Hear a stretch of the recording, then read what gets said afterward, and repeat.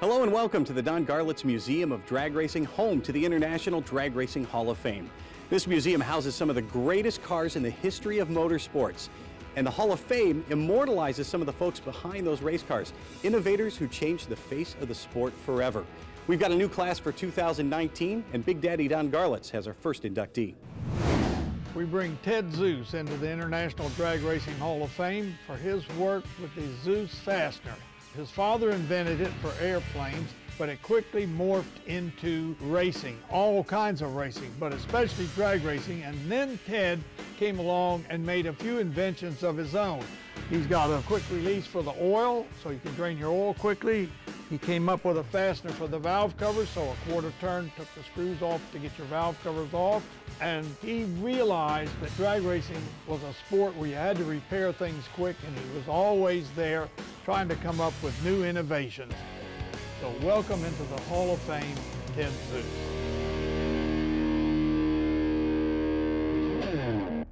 Ted, most people don't know that you were actually into British sports cars when you were younger. Being a Long Island guy, you probably thought that that would get you ladies. Unfortunately, the girls saw your big ass getting out of that Jag, and it just didn't really come off right. That made it all the more fortunate that you got a ride from a buddy with a built 409 car with stout gears at a bowling alley. A bowling alley? Really? And the rest is history. You begat many cars, including your Vega race car, the awesome bright yellow 51 Merc that made a trip with me on the Power Tour, and your latest Henry J, all fabulous examples of your ingenuity and craftsmanship. That comes from a long line of Zeus genes, with the first Zeus fastener being put on a race car by none other than the Justice Brothers.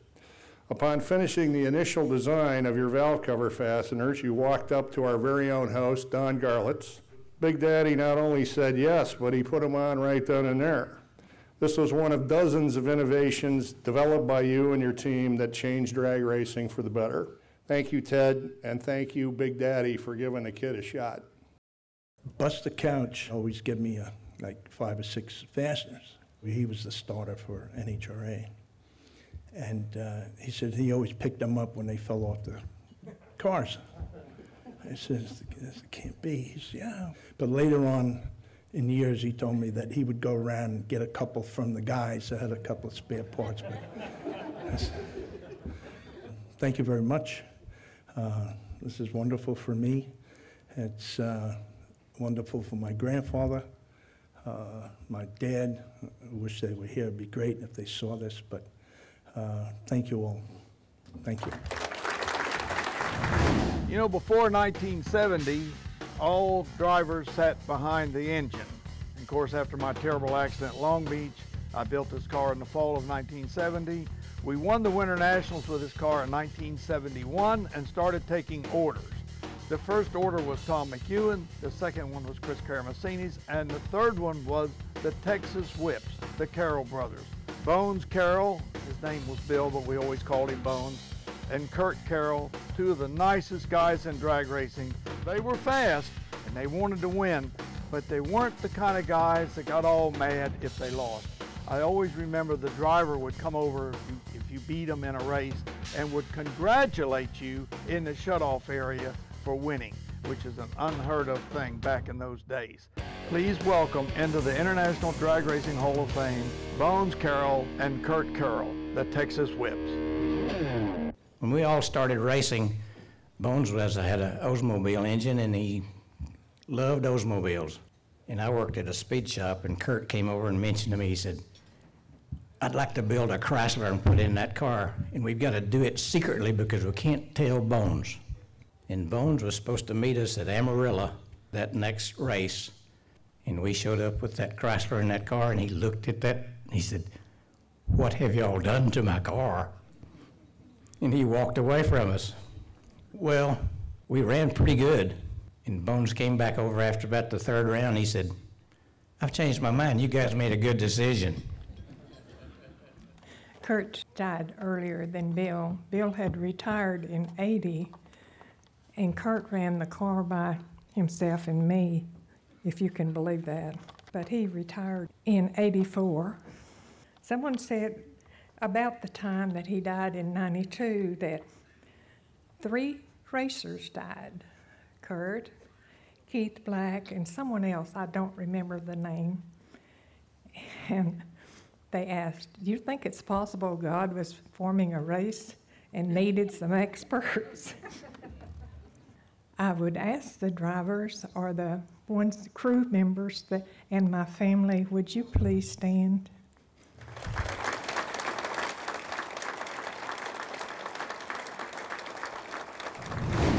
They were some of the best when it came to racing at high altitudes, and now the Iron Horse team is in rarefied air once again as they become members of the Hall of Fame next. This coverage of the 2019 International Drag Racing Hall of Fame induction ceremony is brought to you by Roy Hills Drag Racing School. It's more than just a drag racing school. And by Borla, the world's most winning exhaust. And now, back to our host, Big Daddy Don Garlett. Our next inductee is the Iron Horse team, Dan Richens and Rex Pierman. Very deserving. These were the champions from the high altitude. They ran when cars like this ran, Swamp 16, 1972. And they ran good. They beat everybody up in those mountains. They knew how to deal with air at 5,000 feet. And I'll tell you, to go up there and outrun them was quite a feat. And very few ever did. And so tonight, the Iron Horse team goes into the International Drag Racing Hall of Fame. I always assumed, and by the way, I think every race car should have a name, and the Iron Horse I thought was one of the coolest names ever for a race car. They were from Utah. Dan was a railroader. It made perfect sense. I come to find out the car was named after a bar. By the time the paint dried, Dan said it became painfully obvious the check wasn't going to clear from the guy either. They said, what the hell, we just left the name on the side of the car. So I'm driving up here, and 2 blocks down the way, I see a bar called the Twisted Peacock. Thank God you guys didn't end up with that name on the car. You guys got to remember, when they were racing that car, it was a completely different era. There was well over 100 Top Fuel cars competing. When they qualified at the 73 U.S. Nationals and went to the quarterfinals, there were 72 other Top Fuel cars that showed up that weekend.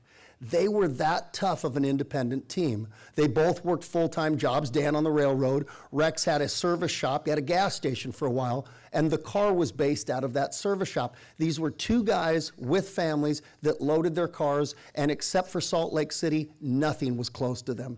And let me tell you, there was some tough race cars out of Utah, but there was none tougher. They were having a race in Fremont and Orange County back to back.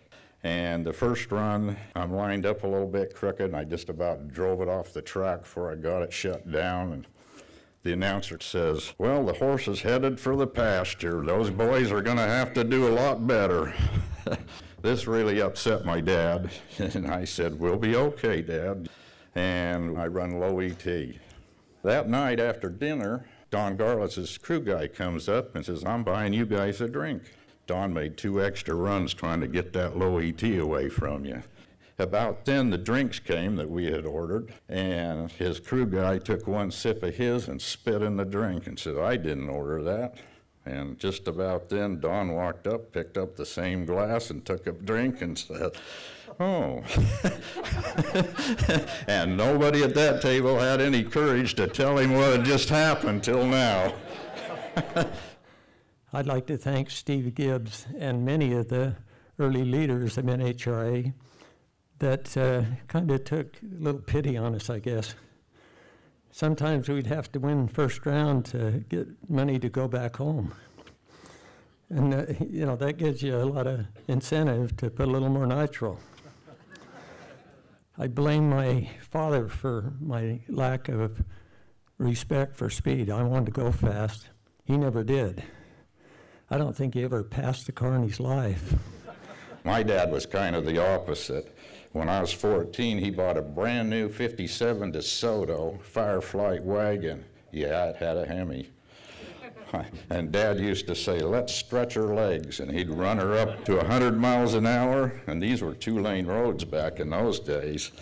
So Rex and I both love speed, but we got there different ways. After several driver things, I said to Dan, you need to drive now. How great that turned out to be, because in all the time that we ran together, Dan had one red light, and that wasn't his fault.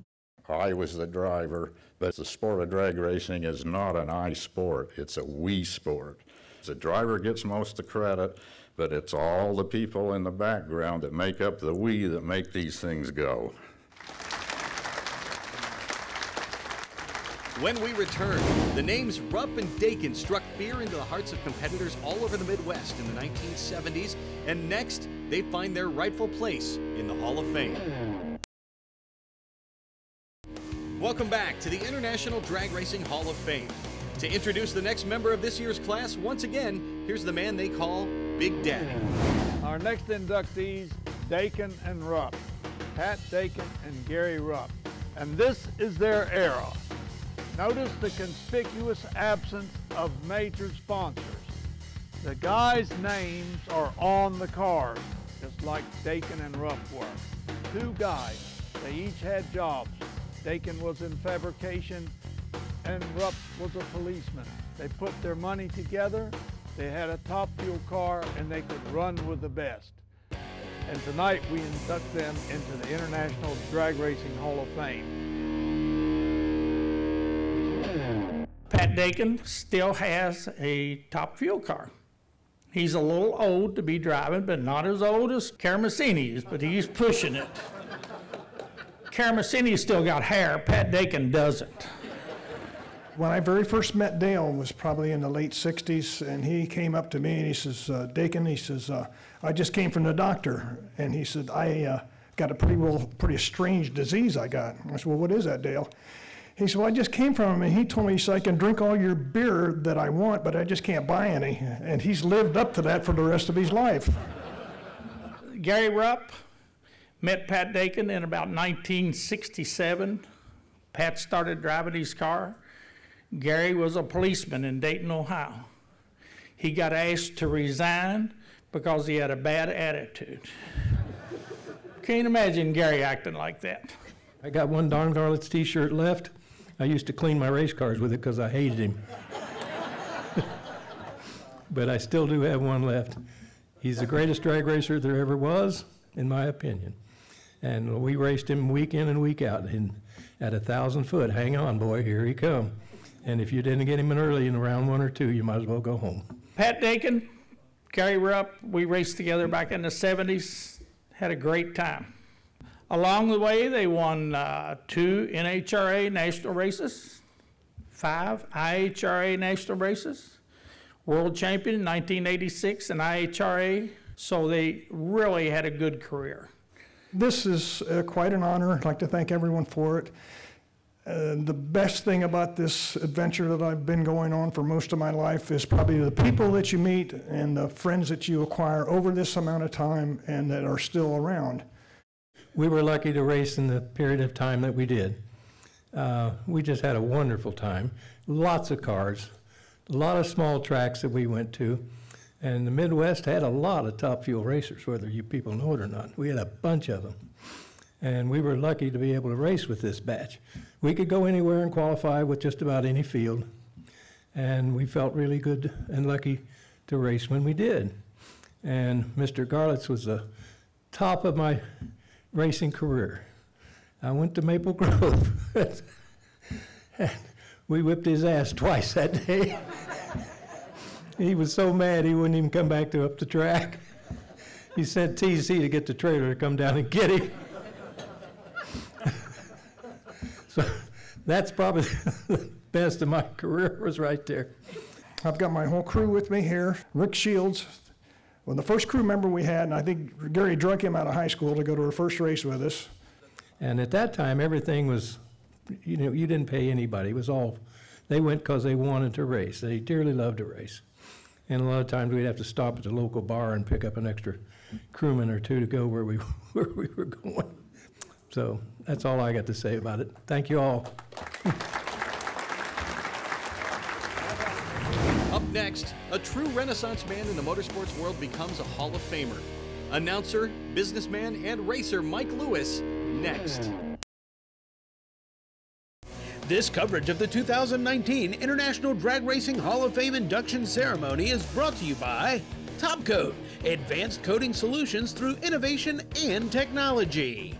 And by RockAuto.com, all the parts your car will ever need. Now back to our host, Big Daddy Don Garlett. Our next inductee is Mike Lewis, who works for Don Schumacher Racing, but he didn't always work there. I remember him from Maple Grove Dragway in Reading, Pennsylvania. He was a great promoter, and he ran the Dutch Classic on a Wednesday night. Now, we all loved that because we could do our weekend races and then go over to Maple Grove and run on Wednesday. And this Dutch Classic was an important race. So it's with great honor that we put Mike Lewis into the International Drag Racing Hall of Fame. Mike Lewis literally has done everything in drag racing. In 1961, his grandpa said, "Mike, let's see how much drag strip we can build on the property here in Pennsylvania." They had an old truck, they put a line on the tire, they rolled out one revolution, they measured it. His grandpa said, "Okay, Mike, I'm gonna drive this thing till I don't think we're gonna have enough shutdown area left. You count the revolutions." And that little piece of land became, the next year, in 1962, Maple Grove Raceway. Mike literally went from making snow cones in the snack bar to the president of the facility. He spent 6 years at NHRA as the vice president of field operations, went to Indianapolis Raceway Park for 3 more years, was the general manager there, was the executive director of Pro. 17 years ago, Mike accepted the vice president position at Don Schumacher Racing, and I met him shortly after that. God, Don could talk for half an hour, and everybody at DSR can get up and tell you that Mike Lewis is a pleasure to work for and just a pleasure to listen to. He does so much stuff for us. He MCs events, he coordinates sponsor activities, he introduces us drivers under the DSR tents every Sunday morning. He's just one of those guys with a velvet voice. He and his brother co-owned a Top Fuel car, the Sparkling Burgundy, but Mike didn't get a lot of seat time. He actually later had an IHRA license. Mike got a ride in Nostalgia Funny Cars, a blown alcohol Fiat. Not that long ago, went 278 miles an hour. He's one of the fastest fuel-altered competitors out there. This is a world-class man, and I think I can now officially say a member of the International Drag Racing Hall of Fame, Mike Lewis. My family built Maple Grove across the street from where I lived. And most of you have been to Maple Grove one time or another. To those of you that have raced there, thank you for entertaining our fans. Many of you have worked there in one capacity or another. I'm very proud to represent Maple Grove, my family, and everything we accomplished in the early years. 1964 was the year that Maple Grove expanded to a quarter mile. We got to see our first nitro cars. And in September, my grandfather, very quiet man, asked me to come to the timing tower and said 5 words that changed my life. "I need you to announce." I was 15 and scared to death. I feel a little bit like this looking at all of you tonight. But I had many more opportunities to announce and took some public speaking courses and got a little bit better at it and did 23 years with the NHRA national events and a couple Indy 500s. And I've heard Dave McClellan mentioned, I've heard Bernie Partridge mentioned, Steve Evans. Those were the people that I worked with at first and looked up to and still do. I did race Top Fuel with Dave Robinson, and we did qualify in 1970, but it wasn't a partnership that was going to last a long time. By the time we got back to Pennsylvania, I was dead certain I wanted to build another Top Fuel car, and I did it with my brother Kent. But my dad had a different idea. He said, "I think you should work with me and manage Maple Grove." And of course, that meant I wouldn't be able to drive the car. The car was finished, sitting in the garage, ready to start with my name on it, and I never drove it again. Kent would take the car, and then the Sparkling Burgundy cars in years to come. I'd run Maple Grove, Kent would take off and go racing with our partners all over the country. But I loved it. Working with you, Don, has been a blessing. Working with your family, Sarah, Megan, Tony, of course. I think Tony probably gave you my phone number, or Maz. But thank you for the opportunity. And thank you tonight. All of the DSR drivers are here, the finest collection of drivers and brand ambassadors in the sport. And to wrap it all up, I'm a lucky kid from a modest home in Pennsylvania with a passion for drag racing and some great friends who helped me get to this stage tonight. Don, thank you, and to your whole family for bringing all of us together for 29 years. Everything you've done on the drag strip is important, but this may outrank all of it in your legacy. God bless. To all the sponsors, to Don Schumacher and Linda, who were inducted in the Hall of Fame of America Tuesday, congratulations. Thank you very much. I'm honored. I'll remember this night forever.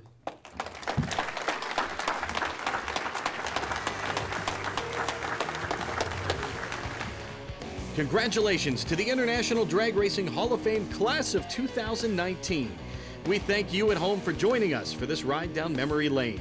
For our entire crew, we say so long from Gainesville.